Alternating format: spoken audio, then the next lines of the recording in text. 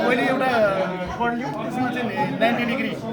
scale राखेर 90 degree code बनायो त्यसमा 90 डिग्री कोडमा चाहिँ दुईटा पोइन्टको सर्किट ब्रेकर जान्छ त्यसलाई जोडेपछि यो डायमिटर भयो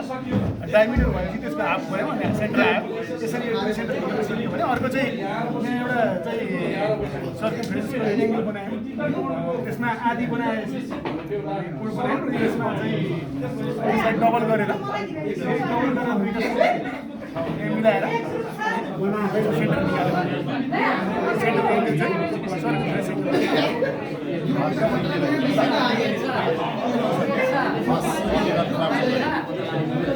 यहाँ यसमा चाहिँ फेरि यो माथिको मेथड भन्दाखेरि मेथडमा चाहिँ हामीले चाहिँ एउटा यहाँ एउटा कड लियौँ त्यसको मध्यबिन्दु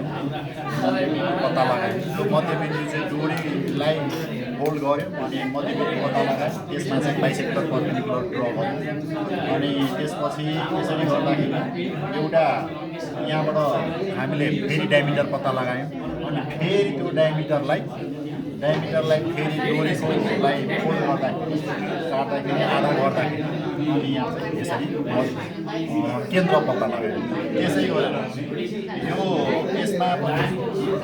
चाहिँ हाम्रो चाहिँ यो के भन्छ टेन्जेन्ट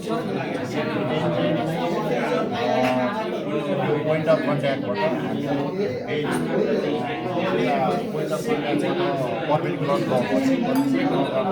फेरि एउटा डायमिटर पत्ता लगायो पत्ता लगाएर फेरि डोरीलाई नै आधा गरेर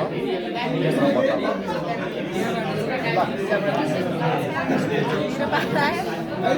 यहाँ चाहिँ हामीले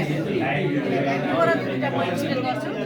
यसमा हामी intersection of perpendicular bisector of curds दुईवटा कुनै पनि कर्ड लिन पाइयो त्यो लिएपछि कर्डलाई बाइसेक्ट गऱ्यो अर्को कर्डलाई पनि बाइसेक्ट गऱ्यौँ डोरीको सहायताले अनि त्यो दुवैबाट हामीले परपेन्डिकुलर लाइन तानेर त्यो मिड पोइन्ट जहाँ बाइसेक्ट गऱ्यो त्यो सेन्टरमा अर्कोमा चाहिँ equal curds have equal distance from the centre भन्ने अप्नायौँ जहाँ दुईवटा बराबर कर्ड लियो त्यो बराबर कर्डलाई बाइसेक्ट गरेर परपेन्डिकुलर गडा कहाँ चाहिँ बराबर नापेर यसलाई हाफ गरेपछि सेन्टर आयो भनेर हामीले 8 वटा निकालेका थियौँ लास्टमा एउटा यो एक्स्ट्रा चाहिँ इत्यादि रूपमा थिएन सरले भन्नुभयो के भन्दाखेरि बाहिर ट्यान्जेन्टले पनि जुन हजुर सर एक्सप्लेन म आफै गर्छु यो चाहिँ एक्सटर्नल पोइन्टबाट डिस्टेन्स छ यहाँ यो दुईटा टेन्जेन्ट ड्र गरेको छौँ पोइन्ट अफ कन्ट्याक्टसम्म एक्सटर्नल यो एक्सटेरियर पोइन्टबाट यहाँ पोइन्ट अफ कन्ट्याक्टसम्मको यहाँ चाहिँ इक्वल डिस्टेन्स हुन्छ अनि जुन पोइन्टमा